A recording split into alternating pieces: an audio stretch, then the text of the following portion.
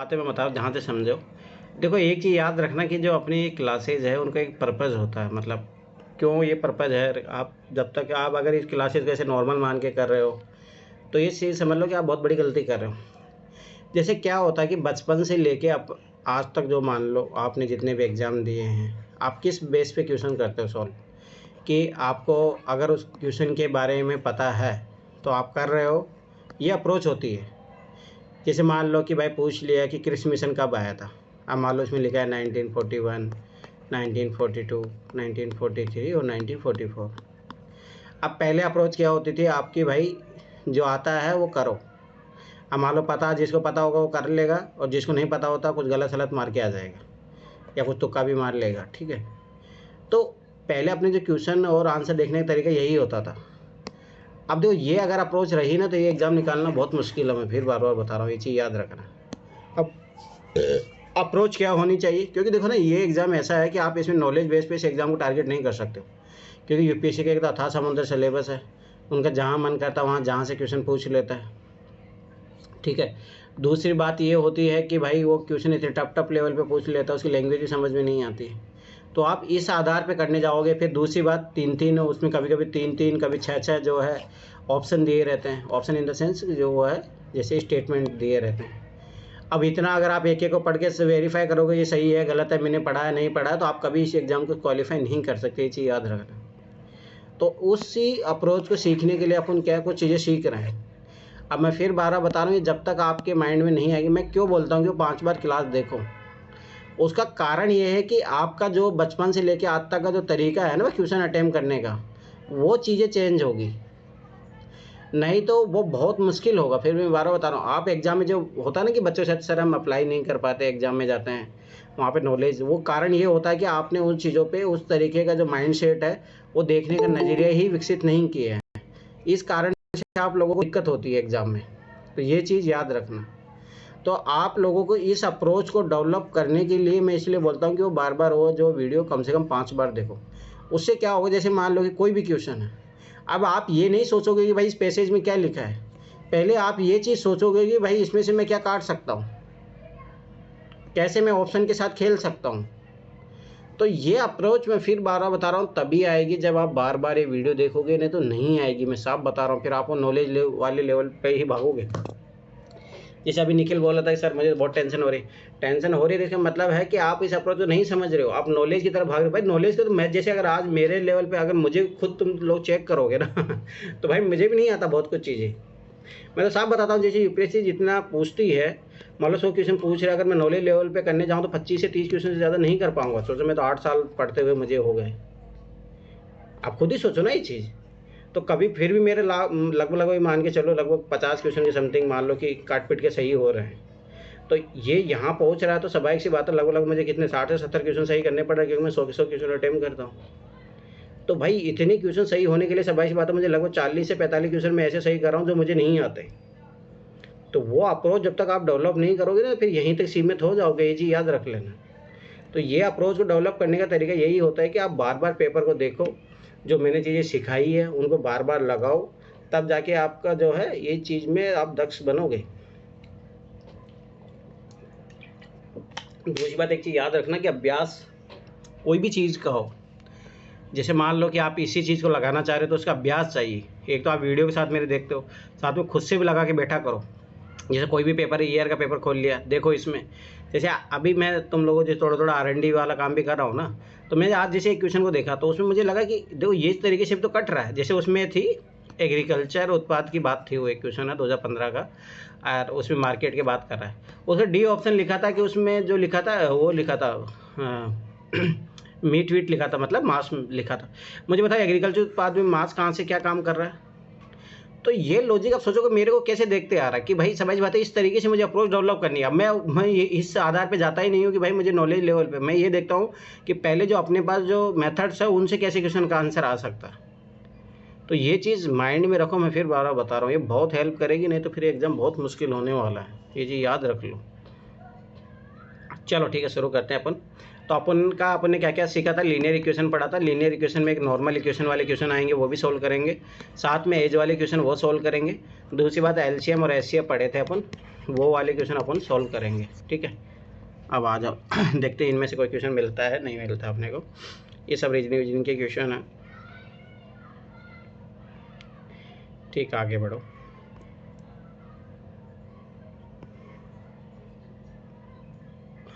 तो उसी चीज़ों के लिए बता रहा हूँ कि आप बार बार पेपरों को लगाओ, बार बार क्लासेस देखो, तभी आप सीख पाओगे। पहले तो मैंने जितनी चीज़ें सिखाई है वो आपको एकदम माइंड में रच बस जानी चाहिए, तब जाके आप कर पाओगे जी, याद रखना। फिर उनको अप्लाई करो बार बार।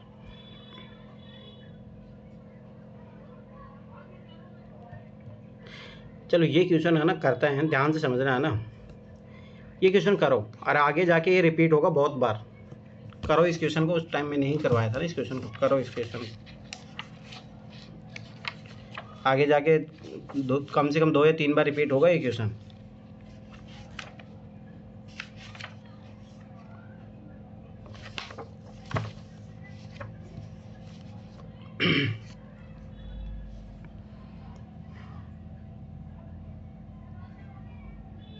हो गया।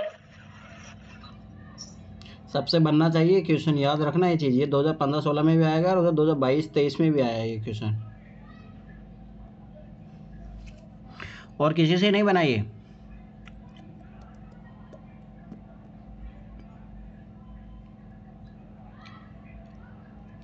अब देखो, मैं फिर बार बता रहा हूँ, सीसेट हो चाहे पैसेज हो या जीएस हो, क्वेश्चन याद होने चाहिए। अब देखो यही सेम डिक्टो क्वेश्चन है ना, डिक्टो क्वेश्चन रिपीट हुआ आगे जाके, सेम क्वेश्चन।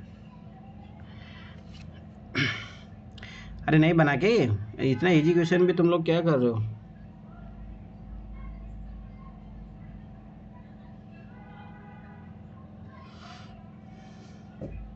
देखो इधर, शहर ए से बी तक जाने के लिए 4 रास्ते हैं। ठीक है, ए से बी तक 4 रास्ते बनाओ आप, 1 रास्ता, 2 रास्ता, 3 और 4 रास्ते। ठीक, फिर क्या बोल रहा है, जैसे क्वेश्चन बोलता जा रहा है वैसे वैसे काम करते जाओ।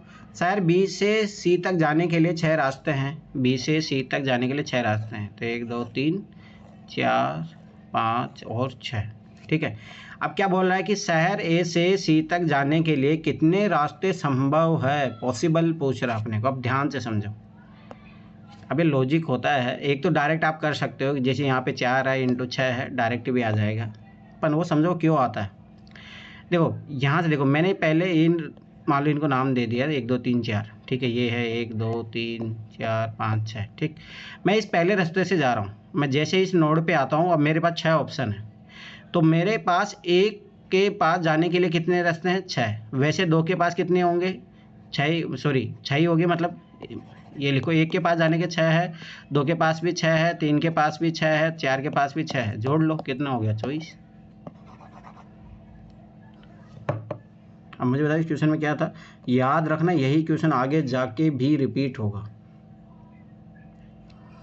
ये क्वेश्चन नंबर सिस्टम क्या हो गया, 2011 का है। ये क्वेश्चन अपन कर लिए थे कि उधर नंबर सिस्टम में, बताओ मुझे। नहीं किए हो तो करो, और ये करो, 35 37 दोनों करो।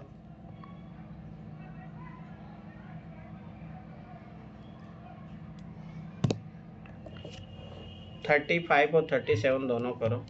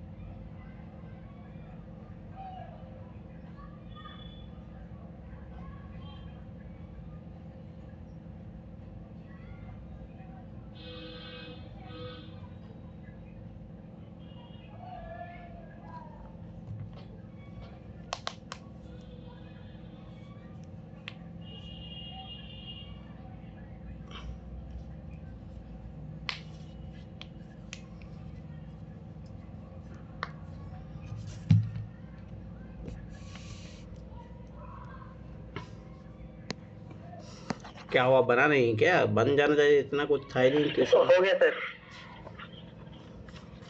और किसी से बना। ये क्वेश्चन आपको 2023 में भी मिलेगा। बन गया सर। ठीक है, ये वाला क्वेश्चन भी आपको 2023 में मिलेगा। इसमें 3 पट्टे दिए, उसमें 4 दिया, बस अंतर इतना ही है, परंतु आपको इसी सेम पैटर्न पे क्वेश्चन मिलेगा। ठीक है, ये चीज़ याद रखना। चलो आओ देखो, सबसे पहले कहते हैं 35। मैंने एनसीईआरटी पढ़ाया था तब भी करवाया था, ये चीज़ याद रखना। सेम क्वेश्चन है, एनसीईआरटी में डायरेक्ट डिक्टो कॉपी पेस्ट दिया है ये। किसी निर्माण कार्य की संविदा में एक निर्धारित तिथि के परे कार्य समापन में देरी के लिए दंड का विनिर्देश किया गया। ठीक है, जो इस प्रकार है कि पहले दिन के लिए 200 रुपये है, दूसरे दिन के लिए 250, तीसरे दिन के लिए 300 इत्यादि। प्रत्येक प्रति दिन के लिए दंड पिछले दिन से 50 रुपये अधिक है, वो देख भी रहे अपन। ठीक है, तो ये बोला यदि कार्य समाप्त होने में 10 दिन अधिक लगते हैं तो ठेकेदार को कितना दंड अदा करना चाहिए। चाहो तो एक तरीका ये है कि देखो सिंपल सा पहला मेथड देखो, डायरेक्ट आप 10 दिन का जोड़ दो, 250, 300। ठीक है, ऐसे कर करके आपका 10 दिन तक का जो आखिरी तक लेके जाओ उसको टोटल कर दो, आंसर आ जाएगा। एक तरीका ये है आपके पास, परंतु ये थोड़ा लंबा मेथड हो जाएगा। तो अब दूसरा जो मेथड है अपन लगाएंगे, याद करो समांतर श्रेणी बन रही है अपने को 200, 250, देखो डिफरेंस 50 का आ रहा है, डी बराबर 50 आ रहा है। ठीक है, एन बराबर 10 है। ठीक है, और प्रथम पद जो है 200 है। ठीक है, तो लगा दो दो फॉर्मूले, एक तो ये लगा दो एस एन पदों का योग n/2 2a plus n-1 into D. ठीक है, इसमें लिख दो n क्या है, पदों की संख्या तो 10 पद है। ठीक है, 10/2 2a, प्रथम पद क्या है 200।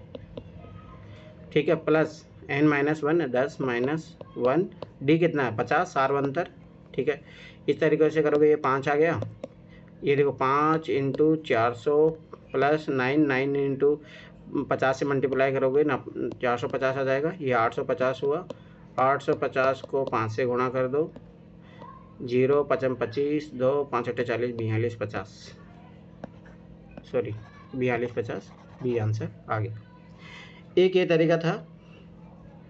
ठीक है, तो अपने पास दो तरीके ये मेथड है, एक नॉर्मल मेथड से भी कर सकते हो और एक ये है जो है इससे भी आप कर सकते हैं।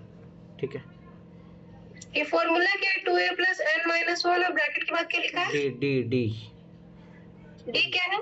सारवंतर सारवंतर, ये जो 50 रुपये आ रहा है। हाँ।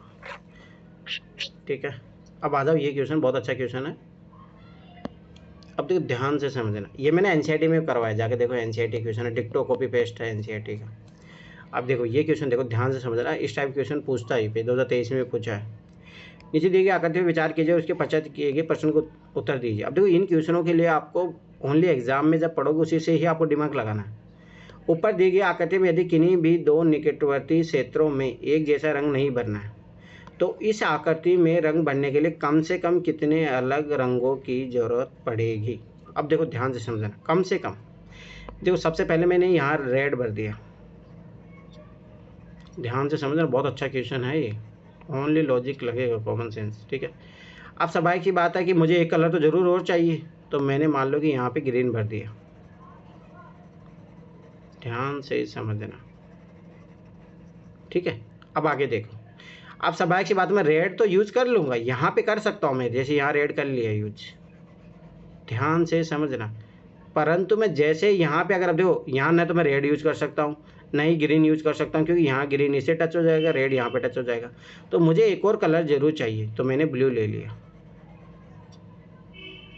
अब ब्लू ले लिया, फिर बस रेड ले लिया,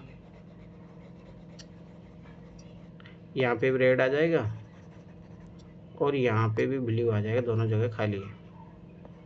अब देखो कोई भी टच नहीं हो रहा है सिमिलर से। अब सवाल की बात है, अब इनके बाहर जो है मैं कौन सा भर सकता हूँ, ये हरा भर जाएगा सारा का सारा, फिर वही सेम चीज़ रेड वाला और ब्लू वाला ये वाला भर जाएगा। तो मुझे कितने रंगों की ज़रूरत पड़ी, 3। ये चीज़ याद रखना। तो ये देखो बहुत अच्छा क्वेश्चन है ये, 2023 में भी इसी टाइप का क्वेश्चन आया, झंडे वाला क्वेश्चन, जाके देखना 2023 का क्वेश्चन है, उसमें झंडे वाला क्वेश्चन है, उसमें यही पूछा है वो चीज़, लॉजिक यही है उस क्वेश्चन का, अगर आप जाके देखोगे तो।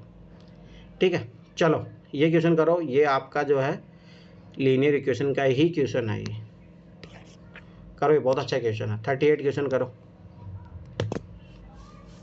लीनियर इक्वेशन का ही क्वेश्चन है ये।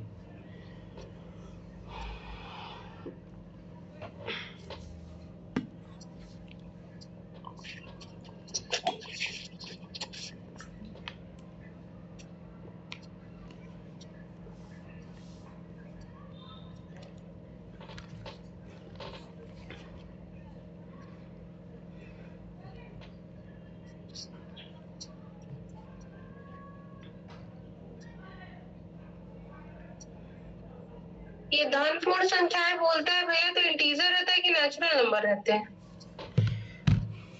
अरे धन पूर्ण इंटीजर ही तो हो जा, उस नेचुरल नंबर ही तो हो जाता है ना। अरे मतलब देखो, होल नंबर क्या होता है? होल नंबर होता है 0 से शुरू, पर धन पूर्ण जीरो बोला से तो 1 से स्टार्ट हो जाए, तो 1 से स्टार्ट हो जाए तो नेचुरल नंबर ही होगा ना। अगर आप इंग्लिश में पढ़ोगे तो नेचुरल नंबर ही लिखता है ये चीज़ भी याद रखना। ठीक हो गया सर। करो इस क्वेश्चन को। हो गया। देखो मैथ में एक चीज़ नोटिस करना, ये कभी भी आंसर नहीं होता, बहुत रेयर, जहाँ तो मुझे लग रहा है 0.001% चांस में होता है, नहीं तो नहीं होता है। ये चीज़ याद रखना। ये चीज़ देखो ऑब्जर्व करते चलो, ये बहुत काम आती है एग्जाम में। अगर आपको इतना पता रहा कि ये आंसर नहीं आएगा तो आप प्रयास करते हो, फिर ये चीज़ याद रखना। और किसी से हुआ है क्वेश्चन? अनु, निखिल, क्या कर रहे हो तुम लोग? काजल,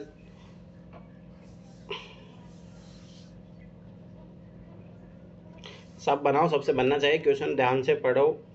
ये क्वेश्चन तो एनसीईआरटी में भी करवाए हो, ये क्वेश्चन याद रखना।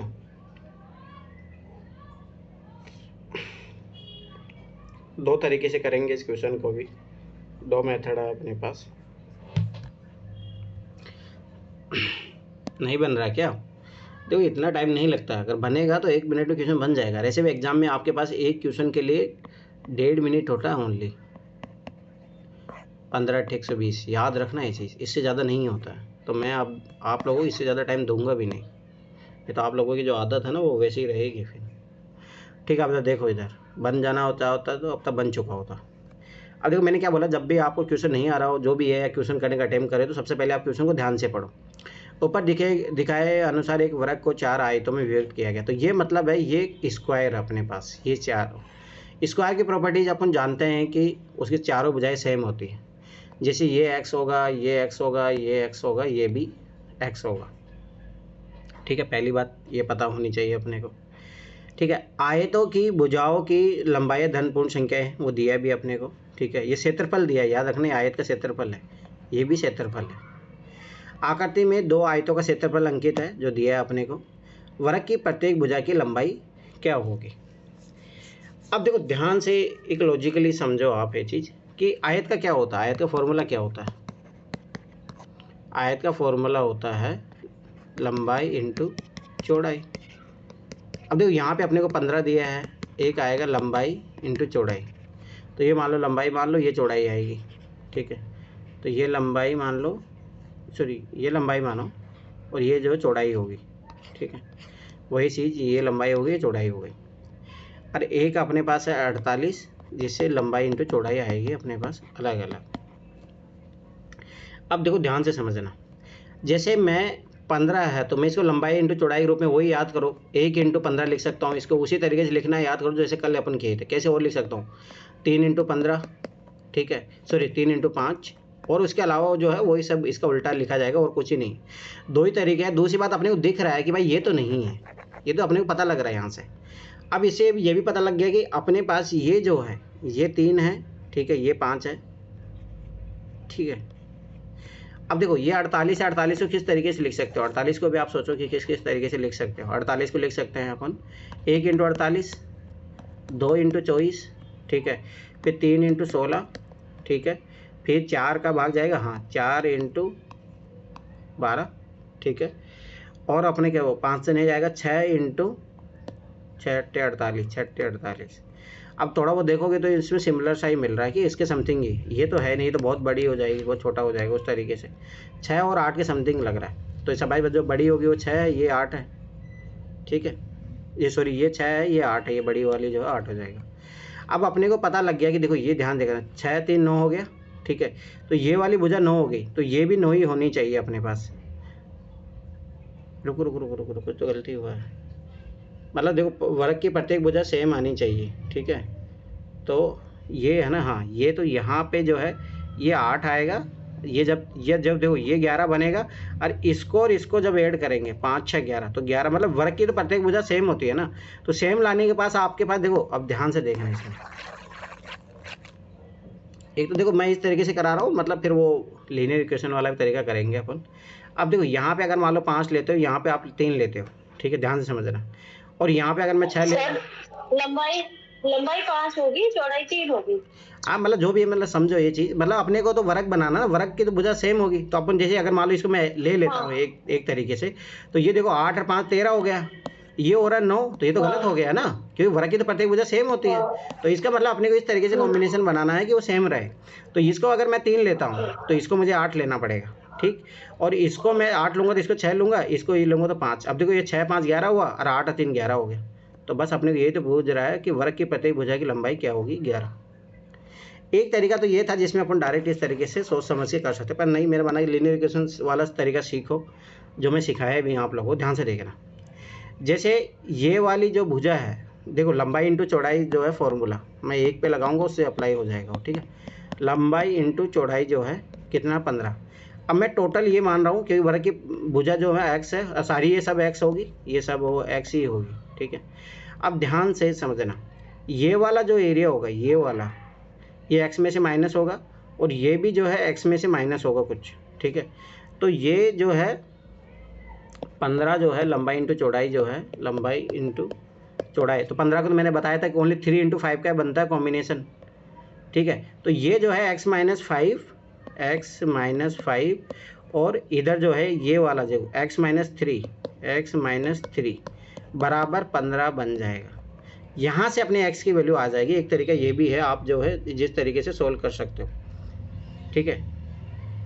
अब देखो यहाँ पे आप कर लो, नहीं सॉरी, x माइनस 5 है ना, ये 48 होगा सर, हाँ 48 होगा, 48, क्योंकि अपन x माइनस 5 आएंगे तो ये वाला आएगा, और जो ये x माइनस जो 3 है वो ये वाला आएगा, मतलब तो ये 48 के लिए क्षेत्रफल तो इसी के लिए हो गया ना, ये 48 आएगा।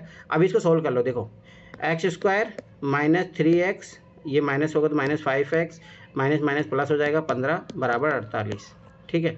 अब देखो ये एक्स स्क्वायर माइनस 8x, ठीक है, प्लस 15 उधर इधर कर लो, ठीक है, या उधर लेके जाओगे तो कितना बच जाएगा, या इधर ले आओ, बात तो वही है। मान लो कि माइनस का 33 बचा, ठीक है, माइनस का 33 बचेगा ना, गुणा करने पे आना चाहिए माइनस का 33, और जोड़ने घटाने पे आना चाहिए 8, तो x square minus 11x plus 3x। अब देखो गुणा करूँगा तो माइनस का 33 आ गया, घटाने पर माइनस का 8x आ गया, बस ये तो सिखाया था जो मैं कल करवा रहा था। x कॉमन लो, x माइनस 11, ठीक है, प्लस यहाँ पे क्या कॉमन लोगे, 3 ले लो, तो x माइनस 11 बन गया इज इक्वल टू 0। अब देखो x माइनस 11 कॉमन आ जाएगा, x माइनस 11 कॉमन आ गया, ठीक है, तो यह क्या बचा, x प्लस 3 बराबर 0। तो x बराबर 11 आ रहा है, x बराबर माइनस 3 आ रहा है। अपन अपने को क्या बोला है कि धन पूर्ण संख्या है तो नेगेटिव नंबर नहीं लेंगे, x बराबर 11, तो x की वैल्यू तो निकाल लेती है, आंसर 11। तो ये आप लीनियर इक्वेशन वाले तरीके से भी इस क्वेश्चन को कर सकते हो, ये चीज़ याद रखना। नॉर्मल वैसे भी कर सकते हो, परंतु ये चीज़ भी याद रखना कि इस तरीके से भी होगा। चलो आओ, अब ये अच्छा क्वेश्चन है, ये क्वेश्चन करो, 39 करो और 40 करो। ये लीनियर इक्वेशन का क्वेश्चन है, और ये आपका एलसीएम एचसीएफ वाला क्वेश्चन है। करो 39 और 40 करो।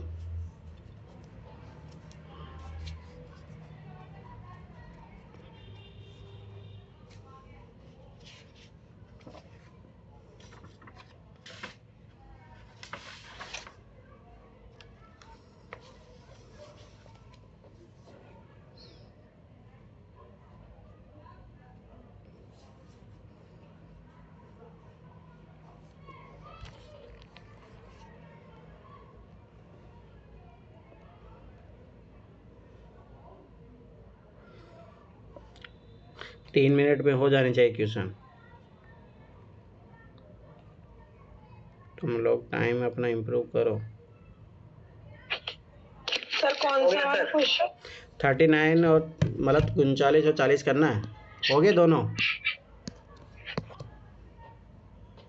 हमको लगा ये 39 वाला करना है। नहीं, 39 और 40 दोनों करो।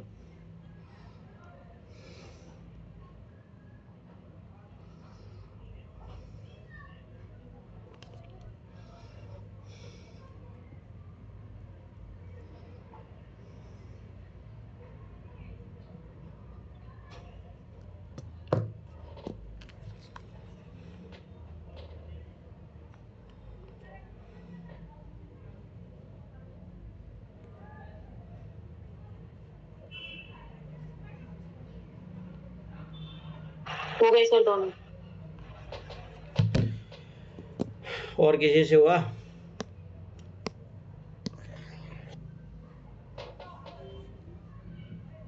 बनने चाहिए, मैं फिर 12 बता सर दूं। हो गए। ठीक है, और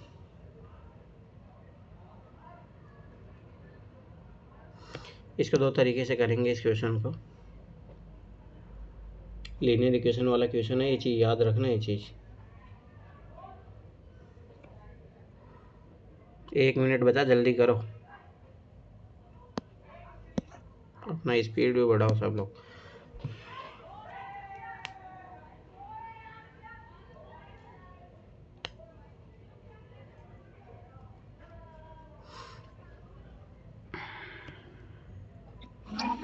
बन गया सर।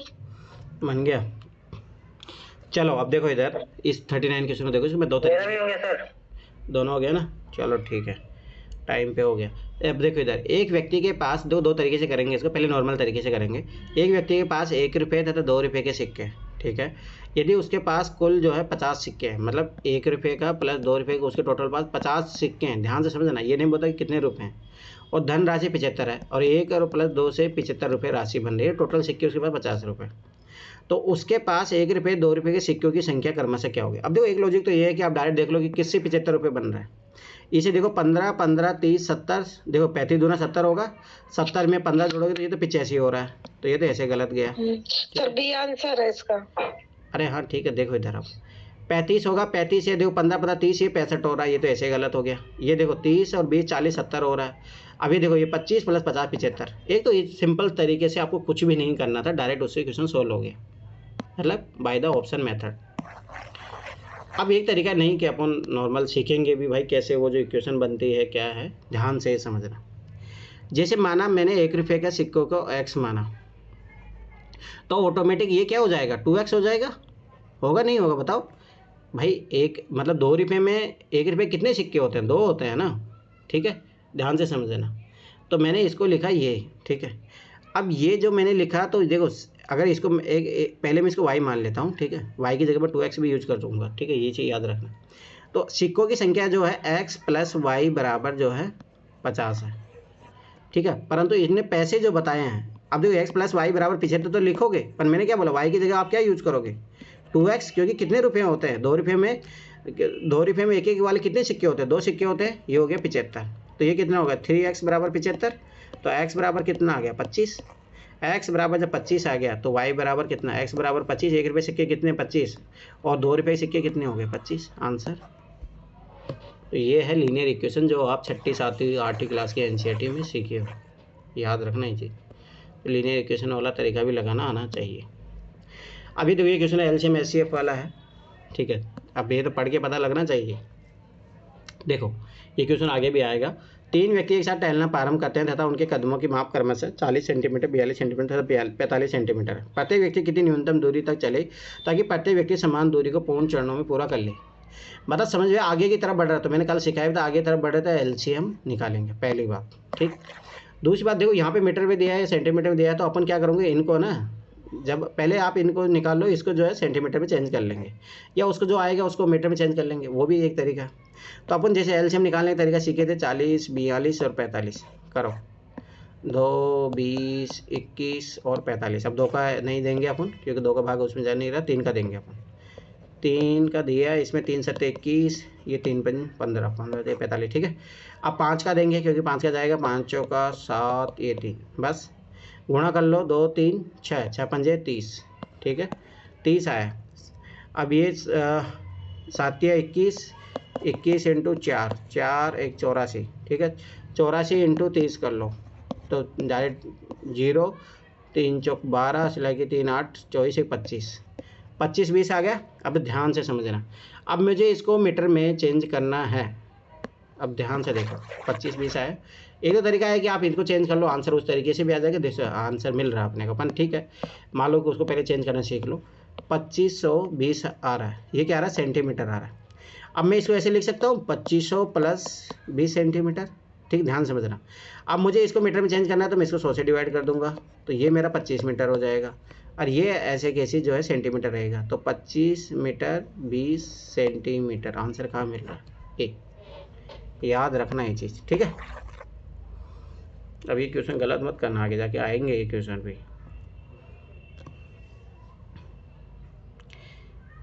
अरे कल अपने औसत भी पढ़ा था क्या? पढ़ा था मुझे लग रहा है ना? नो सर, नहीं सर। अरे पढ़े हैं, औसत पढ़ाया नहीं था, अभी उठा के फेंक दो निकल, तुम बोल कैसे रहे हो? औसत पढ़ाया? अरे सर नहीं पढ़े, पूछ लीजिए सबसे। नहीं सर, औसत कहाँ पढ़े थे कल? और अभी मैं तुम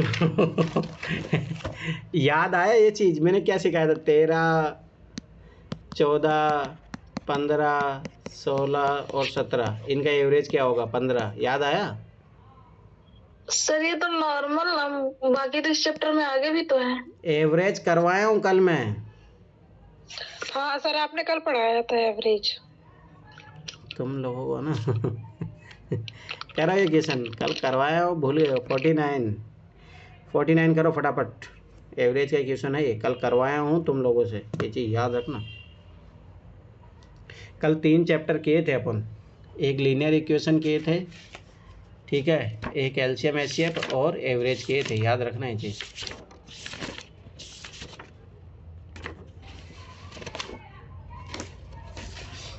अभी तो देखो मैं के हैं एवरेज, करो ये फटाफट, सिखाया भी हूँ कल, अच्छे से करना इस क्वेश्चन को।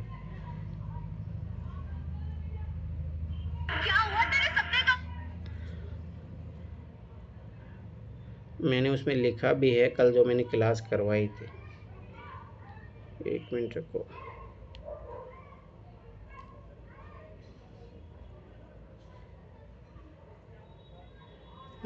इसमें लिखना भूल गया, रुको, इसमें एवरेज भी लिखने दो मुझे, तभी तो मैं देखो कुछ तो गड़बड़ी हुई है।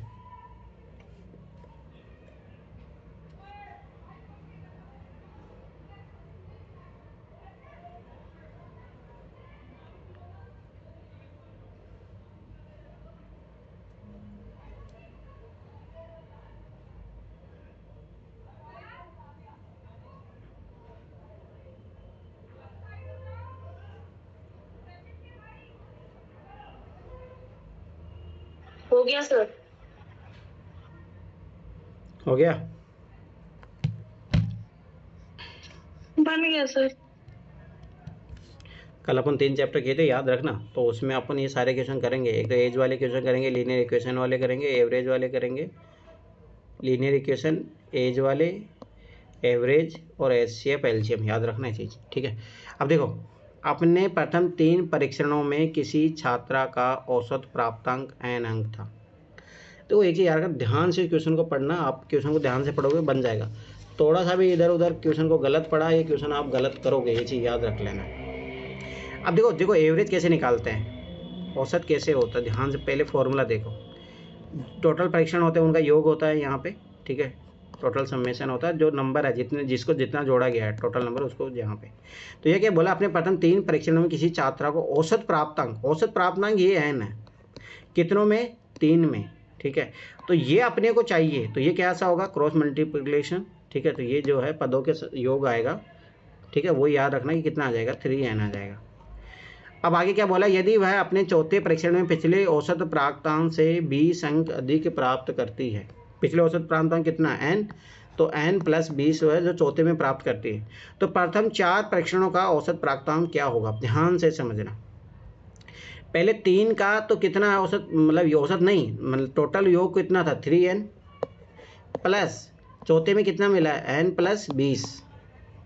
अब कितने से डिवाइड करेंगे? 4 से डिवाइड करेंगे, तो ये देखो 4n प्लस 20 अपॉन 4 से 4 डिवाइड किया, ये वाला 5 बार कट जाएगा, तो n प्लस 5। याद रखना ये चीज़।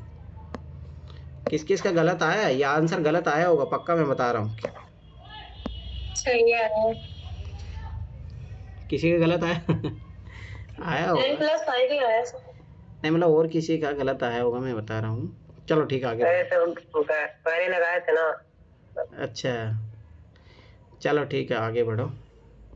ये एज रिलेशनशिप वाला है। अब देखो इसमें कुछ भी नहीं है, ये क्वेश्चन करो आप लोग। 60, 61, 62 करो फटाफट।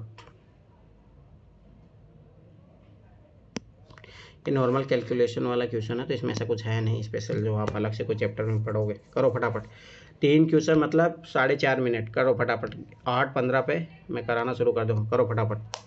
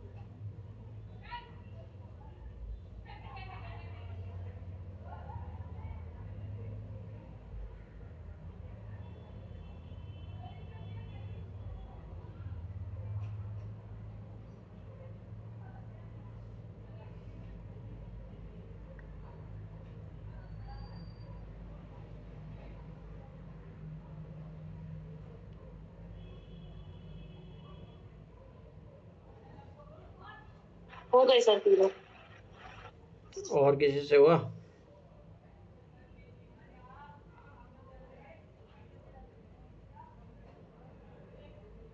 एक मिनट बचा, करो फटाफट।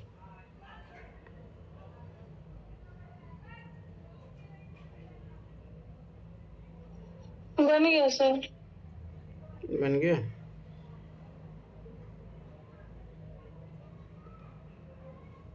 चलो हो गया तुम लोगों का टाइम ओवर। जैसे नहीं बन रहा है टाइम पे, समझ लो तुम लोग स्पीड कम है। ये चीज़ याद रखना, इतनी देर में बन जाने चाहिए क्वेश्चन, इससे ज़्यादा टाइम लगता ही नहीं है। देखो इधर बहुत अच्छा क्वेश्चन है, इस टाइप का क्वेश्चन आपको आगे भी मिलेगा। दूसरी बात देखो, मेरा मानना है कि इस क्वेश्चन में टेबल बनाना तो ज़्यादा इजी पड़ जाएगा। मतलब देखो ध्यान से देखना, किसी एक प्रस्तावित अभ्युदय को लागू करने से पूर्व उस पर किए गए सर्वेक्षण में 2,878 व्यक्तियों ने हिस्सा लिया था। देखो ट्री डायग्राम भी बना सकते हो, ऐसे भी कर सकते हो, टेबल बना के भी कर सकते हो, दो मेथड आपके पास, जिनमें 1652 पुरुष थे। 1600, अब देखो ना टेबल बना लो, सबसे बेस्ट है। रुको टेबल बना के करते हैं इसको आज। अब देखो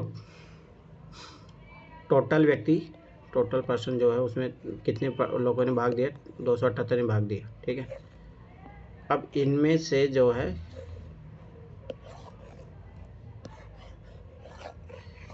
ठीक है, जो भी है मेल और फीमेल कितने थे, ठीक है, ध्यान से देखना।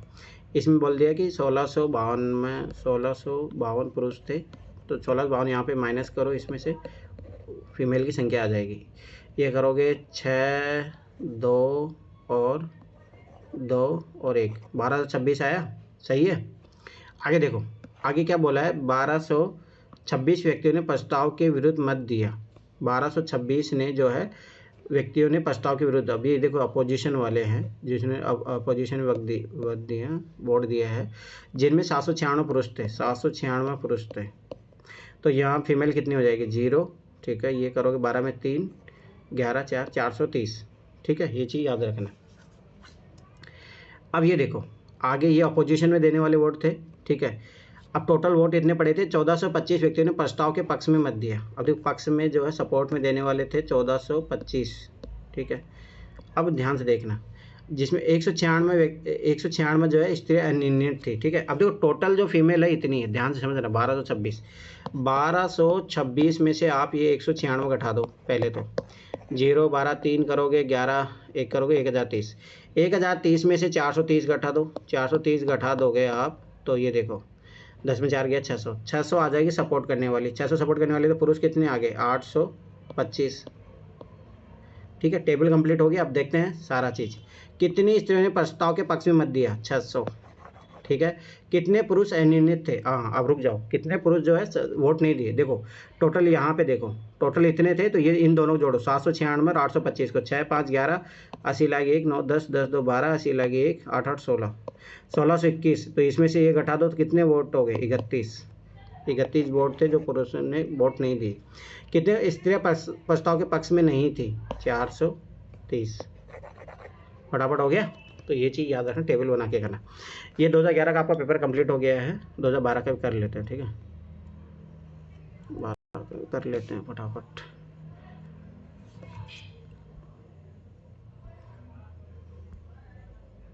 और मैं फिर 12 बता रहा हूँ, देखो ये क्वेश्चन बार बार कराने का मतलब यही है कि आप ये क्वेश्चन याद हो जाने चाहिए, क्योंकि यही सेम कॉन्सेप्ट पे क्वेश्चन आगे आएंगे, तो वहाँ पे पता होना चाहिए कि जो है सर ने जो है टेबल बना के किया था।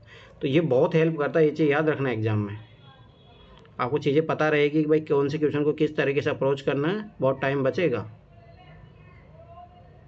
नहीं तो फिर फंसोगे फिर एग्ज़ाम में। चलो आ जाओ,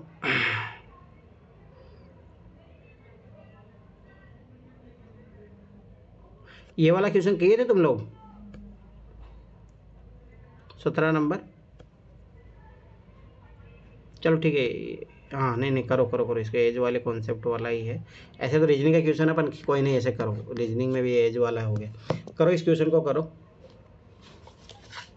1 मिनट में बन जाना चाहिए, करो फटाफट।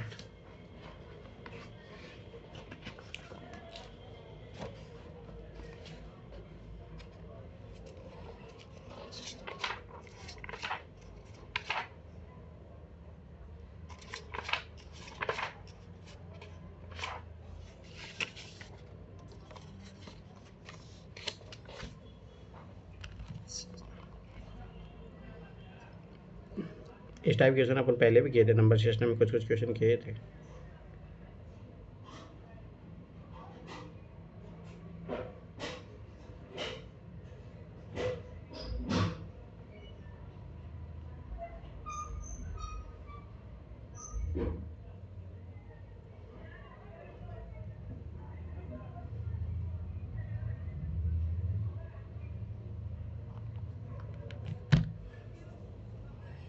इसका आंसर बी होगा क्या?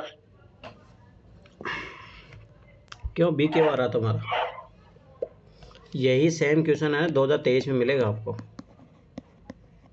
यही सेम क्वेश्चन।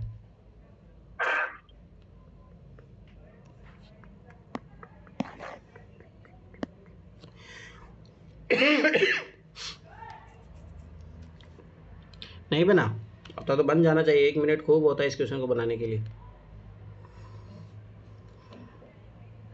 किसी से नहीं बनाया क्वेश्चन, मैंने करवाया था इस टाइप का क्वेश्चन, आपको याद करो। चलो ठीक है, देखो इधर तुम लोग गलती कर रहे हो। ऊपर के कथनों में से निम्नलिखित में से कौन सा निष्कर्ष निकाला जा सकता है। अब देखो मैंने कितनी बार बोला है, देखो कुछ स्टेटमेंट होते हैं जो 100% बोलते हैं, श्योर। कुछ स्टेटमेंट ऐसे होते हैं जो प्रोबेबिलिटी दिखाते हैं, श्योर नहीं करते अपने को। जैसे श्योर वाला स्टेटमेंट देखो, इसमें ये है 100% श्योर वाला, सी से बी जो है बड़ा है, तो बी किससे बड़ा हो गया, सी से। ये 100% इन्फॉर्मेशन है अपने पास, ठीक है। अब इन दोनों स्टेटमेंट से पढ़ के भी अपन निकालेंगे क्या क्या निकल रहा है यहाँ से। या तो ए और बी जो है एक ही आयु के हैं, मतलब दोनों के तो सेम आयु के हैं, ठीक है। अन्यथा बी जो है बी से ए बड़ा है, तो ये वाला ऑप्शन बन रहा है यहाँ पे। तो ये तो अपने को 100% गारंटी, 100% इन्फॉर्मेशन दे ही नहीं रहा। तो इसका मतलब है ए और बी के बारे में तो अपन कुछ बता ही नहीं सकते भाई, कौन बड़ा है कौन छोटा है। ये चीज़ याद रखना, जब वो 100% बता ही नहीं रहा तो आप कैसे निकालोगे। अब यहाँ पे देखो, या तो सी और डी ए के आयु के, अन्यथा सी जो है सी से डी बड़ा है। अब यहाँ पे देखो, ये ध्यान समझना, ये क्या बोल रहा है, यही चीज़, ये भी 100% इन्फॉर्मेशन।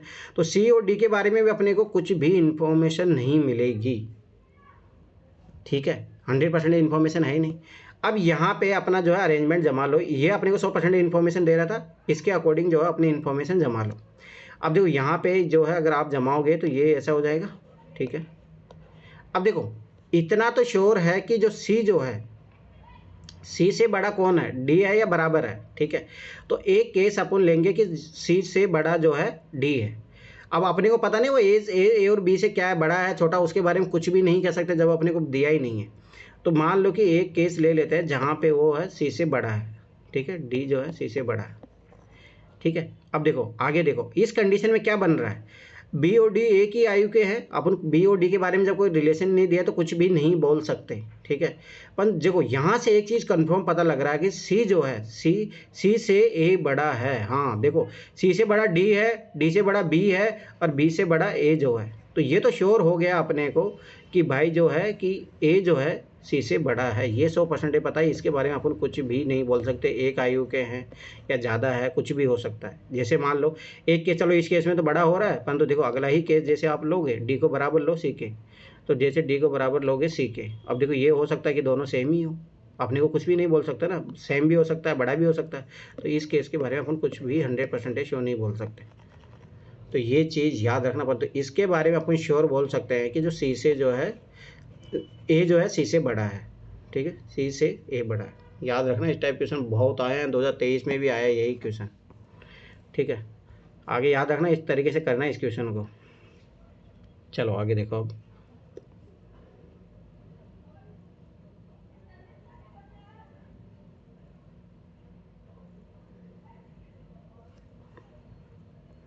ये क्वेश्चन करो 27।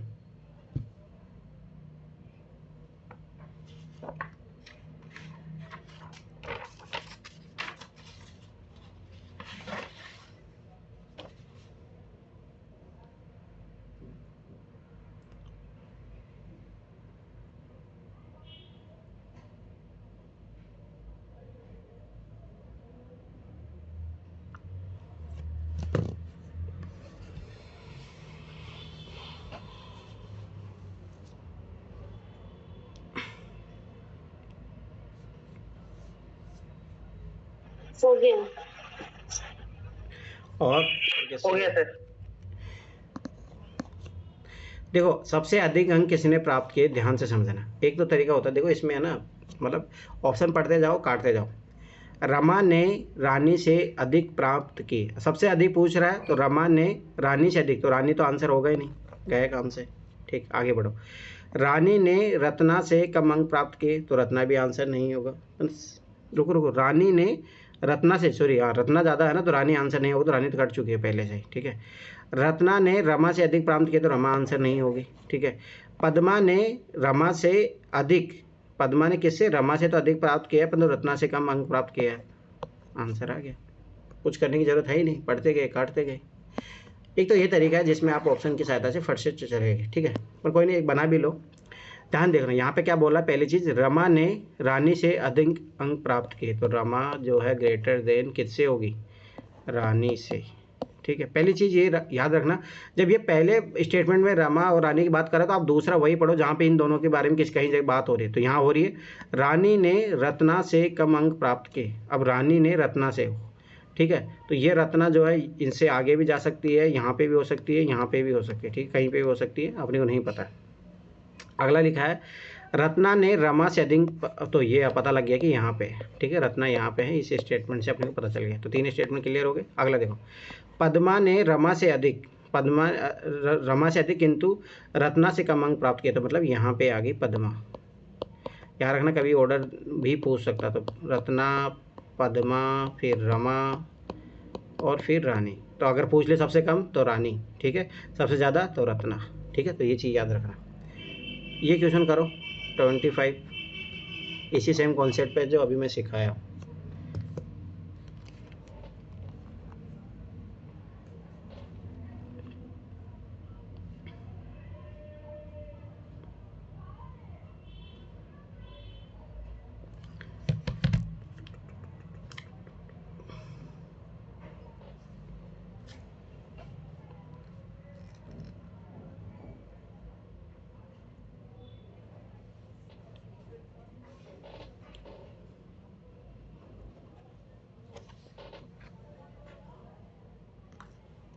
हो गया सर।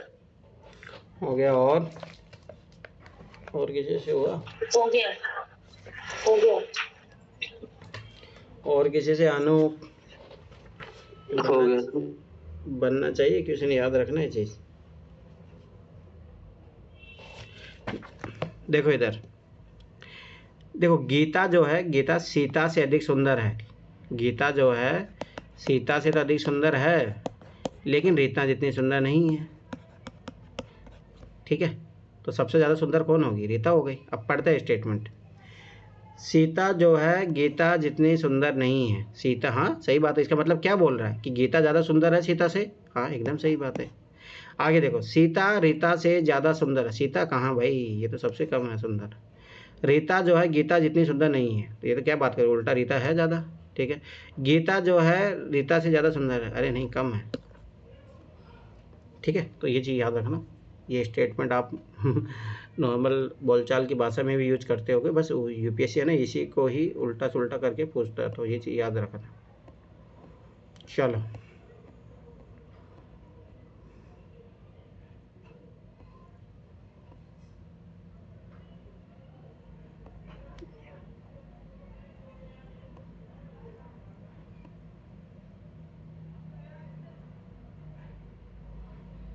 ये एवरेज वाला क्वेश्चन है। 46 करो, 46 करो, एवरेज वाला ही क्वेश्चन है, ये चीज़ याद रखना।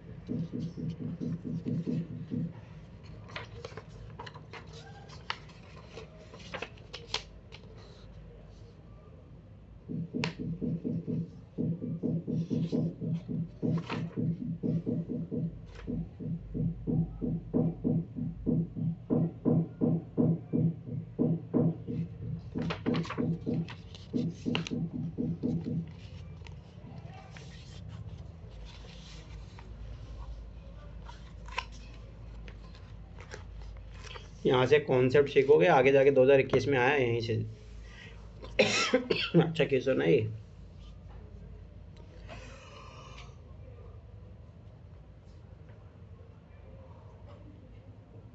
क्या हुआ, किसी से बना?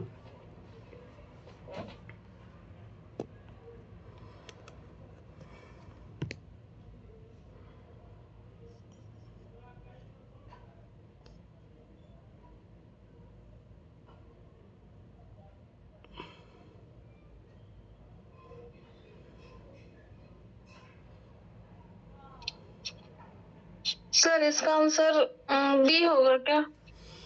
क्यों, ये बताइए क्यों? सर इसमें मतलब मैंने ज्यादा कैलकुलेशन नहीं किया, क्योंकि इसमें क्या बोलते हैं, बोल रहा है 74 से कम अंक प्राप्त किए हैं। तो बी में जो परीक्षण 2 है उसमें करा है 45 से 75, तो 74 तो उसी बीच में आएगा ना। बाकी 30 से 90 का रहा है, 20 से 100, 0 से 100, एक वही है जो 74 बीच में, उसके बीच में ही यार। क्यों, 30 से 60 90 भी है, 20 से 100 भी है, 0 से 100 भी है।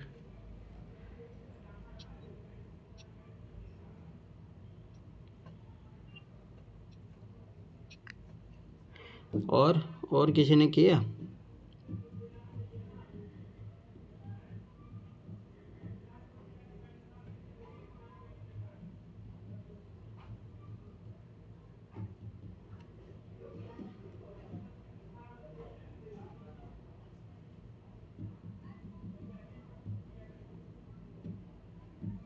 कॉन्सेप्ट समझ में नहीं आ रहा है इसमें। देखो इधर, तुम लोग क्वेश्चन को ध्यान से नहीं पढ़ते हो, इसीलिए फंसे हो इस क्वेश्चन में। देखो, निम्नलिखित सारणी में 1000 छात्रों को एक कक्षा को 4 भिन्न भिन्न परीक्षणों में निष्पादन दर्शाया गया है। ठीक है, अब देखो परीक्षणों की संख्या कितनी है, 4 है, याद रखना। अब ये क्या बोला है अगले देखो, यदि किसी छात्र ने प्रत्येक परीक्षण में, मतलब इसमें भी इसने 74 अंक लाए, इसमें भी 74 अंक लाए, इसमें भी 74 अंक लाए, 74 अंक लाए, ठीक है, तो तुलनात्मक दृष्टि से उसका निष्पादन निम्नलिखित में से किस परीक्षण में सर्वोत्तम था। अब देखो ध्यान से समझना, तो उसका औसत निकालोगे, 74 प्लस 74 74 74 को 4 बार डिवाइड करोगे तो क्या ही आ जाएगा, उसका एवरेज कितना आ रहा है, 74 आ रहा है। ठीक है, अब आप स्वाभाविक सी बात है कि उसका जो है 74 जो है किस कौन से परीक्षण में जो है सबसे सर्वोत्तम दर्शाएगा, सर्वोत्तम। तो स्वाभाविक सी बात है, देखो यहाँ 75 में से उसका 74 नंबर आ रहा है, तो इसे सबसे सर्वाधिक होगा ना। यहाँ तो 90 में से आएगा 74, यहाँ 100 में से 74 आएगा, यहाँ 100 में से 74 आएगा, तो आंसर क्या होगा, बी होगा ना। सर्वोत्तम किस में दर्शा रहा है उसका। कितनी बार मैं बोला क्वेश्चन को ध्यान से पढ़ा करो। मतलब सर, मतलब ये हुआ गया कि रेंज के आसपास रहना चाहिए नंबर। हाँ, तो समझ में अंक वाला उस किस परीक्षण सर्वोत्तम नंबर तो तभी होता है, जैसे मान लो कि आपका एग्जाम 100 नंबर का है, और आपने जैसे मान लो कि 100 नंबर के होता है, जैसे 12th बोर्ड का होता है 600 नंबर का होता है टोटल। ठीक है, आप टोटल 600 नंबर का, आप सर्वोत्तम नंबर आप मान लो कि इसमें जो है 90 नंबर ला रहे हो आप, तो आपका एवरेज कितना जाएगा, 90 ही जाएगा। तो ये जो 100 के जस्ट नज़दीक है ना ये, और वहीं आपको मान लो कि अगर मैं बोल दूं कि भाई 60 में से जो है आपका 20 या 30 नंबर आ रहा है, तो इससे डिस्टेंस ये बहुत ज़्यादा दूर हो जाएगा ना। मतलब किसके ज़्यादा नज़दीक है, देखो 75 है इसका हाईएस्ट, उससे जस्ट आपको 74 एवरेज प्राप्त हो रहा है, तो ज़्यादा तो इसी में ही है ना। यहाँ देखोगे तो कितना का डिफरेंस हो गया, ज़्यादा का डिफरेंस हो गया ना। समझ में आया। मैं क्या सोच रही थी सर कि इसमें 76 प्रत्येक सब्जेक्ट में कह रहा है ना कि चारों पेपर में उसने 74 किए हैं, तो मैं 74 करे तो उसका एवरेज 74 ही आएगा। तो मैं इसका 80 लगाने वाली थी, 4th वाला लगाने वाली थी। अरे नहीं, वो क्यों लगाओगे आप, उसका तो औसत अंक 80 जा रहा, तो ऐसे गलत हो जाएगा भाई। 74 ज़्यादा औसत अंक आपको कितना चाहिए, 74 चाहिए। सबसे मेन बात है कि यहाँ पे देखो उसे प्रत्येक प्राप्त 74 अंक मिले हैं, तो उसका एवरेज जो है इसके बीच में ही होगा ना, सबसे नजदीक। सबसे ज़्यादा सर्वाधिक कहाँ पे होगा, यहीं पे होगा ना। 75 में सोचो क्वेश्चन 74 नंबर पा लिए हैं, मतलब एवरेज उसका तो ज़्यादा कहाँ होगा, सबसे ज़्यादा तो वहीं होगा ना। चलो ठीक, आगे बढ़ो। ज़्यादा क्वेश्चन है नहीं इसमें, वैसे भी पैसेज के ज़्यादा थे इसमें, बहुत ज़्यादा पैसेज के थे, और पहले रीजनिंग का बहुत ज़्यादा आता था। ये आयतन वाले में करेंगे अपन, छोड़ो। नहीं है, हो गया आपका ये वाला 2012 भी हो गया। ठीक है,